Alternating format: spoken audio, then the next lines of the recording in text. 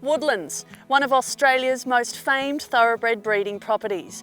Formerly owned by the Ingham family, it's now home to some of Godolphin's most prized broodmares.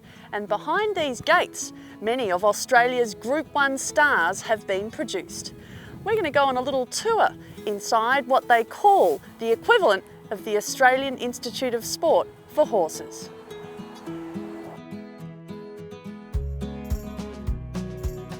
Alright Joe, well, welcome to Godolphin Woodlands. And we're just going to go for a drive around the farm and give you a tour of the farm, basically as a horse would progress. How many mares are on the farm at the moment? So at the moment, we've bred about 200 mares across the company this year, of which we'll have bred about 160 here.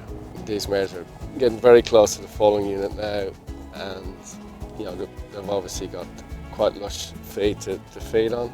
So if you can imagine, they'll get checked regularly, they're ready to fall down, and then they'll go into these individual foaling pens, which is similar to like a private birding suite really.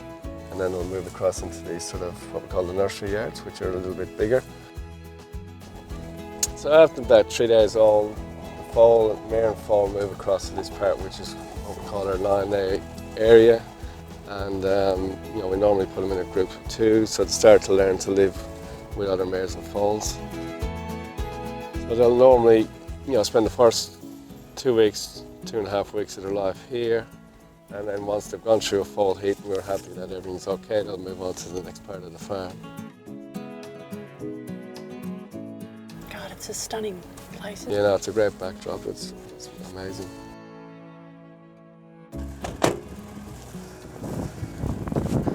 I guess, Joe, this is we've got a very special mare here to all of us, because it's interestingly, it comes from the sire side. So this mare is Dexterous, she's a dam of Sidestep, who's the sire of the slipper winner, Kiamichi. So she's the grandmother of a slipper winner, and her son ran second in the slipper, and he's now looking like he's going to be a very good stallion. So pretty exciting. Yeah.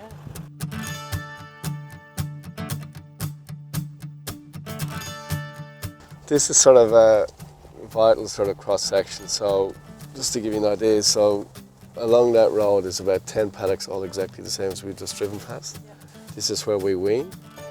The mares will go out the front and start the process again, if you can imagine that. And then the foals will go over to what we sort of call high school, really.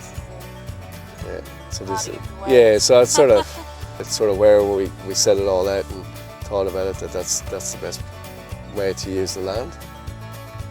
So we're about to cross the Hunter River, so again we're fortunate, we've got a natural boundary from all the young babies to, when they get weaned, they go across onto this part of the farm, which is basically no mares and foals over here, it's just purely just weanlings to yearlings, so what we'd call high school.